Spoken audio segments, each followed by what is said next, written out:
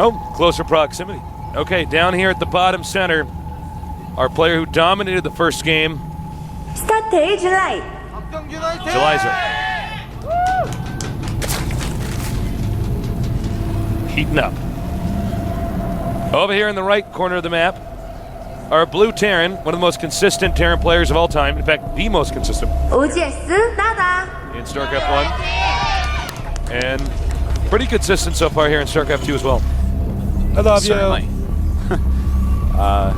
In fact, well, I'm just so excited, Tasteless, to see what styles they're going to play here. NaDa, I expect to see a macro style, but will it be mech-based or will it be bionic-based? Because this is an excellent map for mech as well. Yeah. Jelizerg, on the other hand, this guy likes Banelings so much. Remember when he was dropping Banelings on Thors? That was pretty slick. All right. Oop. Over here, the drone has got the SCV. Over here, not far from the 41 location. Jelizerg over here at 21, going to go down ramp 3. And we see Dro doing a little bit more scouting. Terran will most likely fast expand. Yeah. Actually, looks like he's going to do the same type of fast expand build we saw in the previous game. You know, it's so solid. Yeah. You get that early pressure in and move your command center. Easy peasy, lemon squeezy, no problem.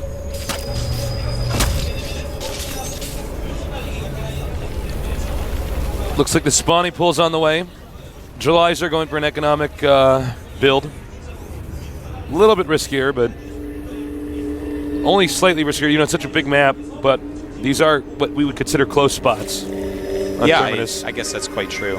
And actually, this is a map where both these guys can drop the hell out of each other. Yeah, but it is a rotationally symmetric map. Yeah. So Jelizerg's going to be happy with being here as opposed to 12 because his main base is going to be very, very hard to drop.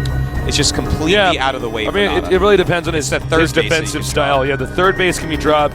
Terran's main can be dropped, which can be problematic. Also, the mutas are going to be able to get to the SCV line very, very quickly. Yeah. So NaDa may want to put in a lot more turrets than normal.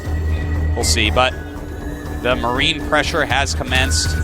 Jelizerg making 10 Zerglings right now. You might want to pull some drones, though, because if that bunker gets up, stuff gets tricky.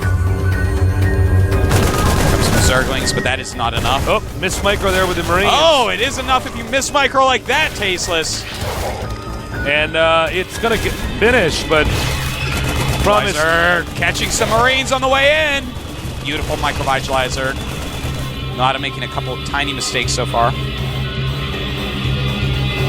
Well, he's got to be careful with his control here. He's going to want to take out all 4 of those Zerglings and hopefully not lose more than 1 Marine. He might just go straight to the bunker. Oh, I think he's lost the Marine.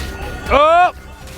And down it goes. Jelizerg doing a great job with the Zerglings. Just amazing micro. This is kind of what he's known for in StarCraft 1, a great Zergling micro.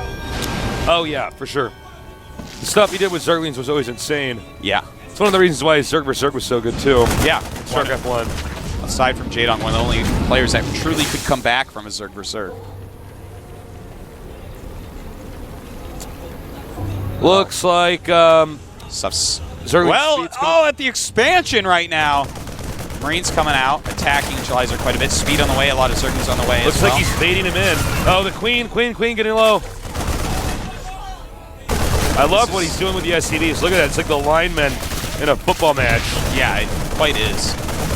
July is making so many Zerglings right now, Tasteless. I think for sure we're going to see some sort of counterattack.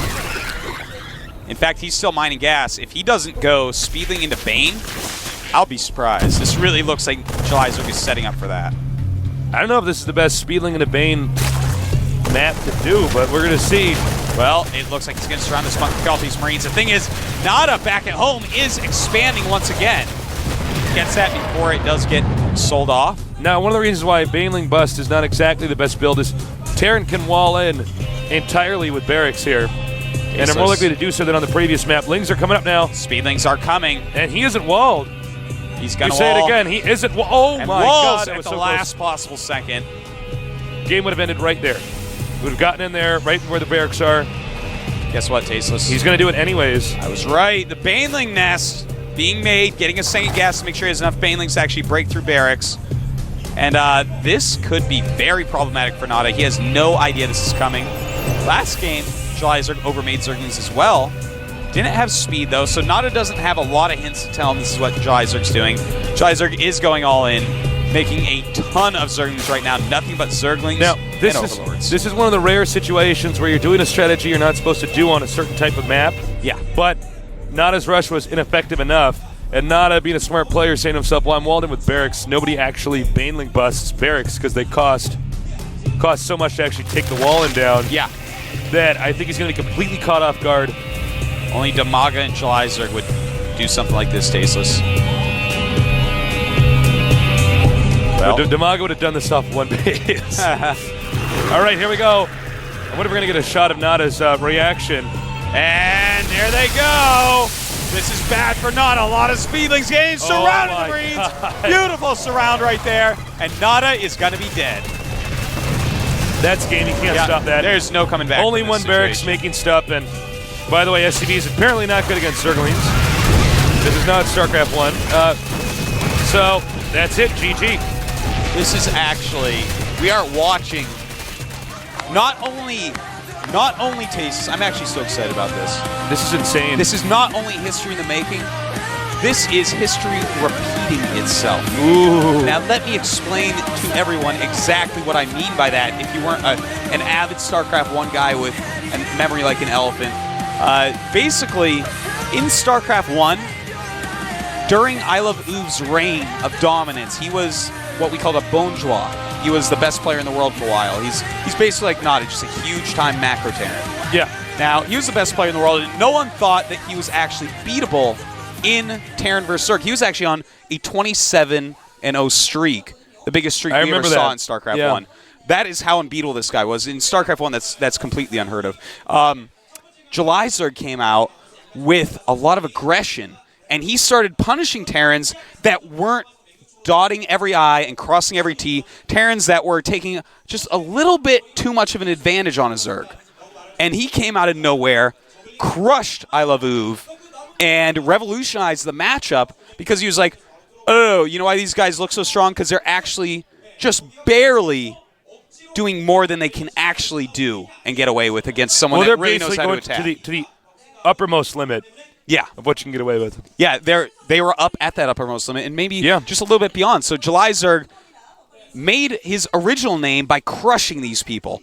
Now this seems this is to actually me a like guy what who he's actually doing right now. eliminated Guillaume Patry right before he retired. Yeah. Yeah. That's like actually how his career started. Guillaume Patry, the very first best StarCraft player of all time, played random. But July Zerg now, he's kind of doing this again where Zergs are having such a hard time with Terran right now. Yeah. And he's like, oh, no, watch this. They're all going a little bit further than they should. And it's beautiful. We're going to go on a 1-minute break. We'll be right back. Don't go anywhere too far away.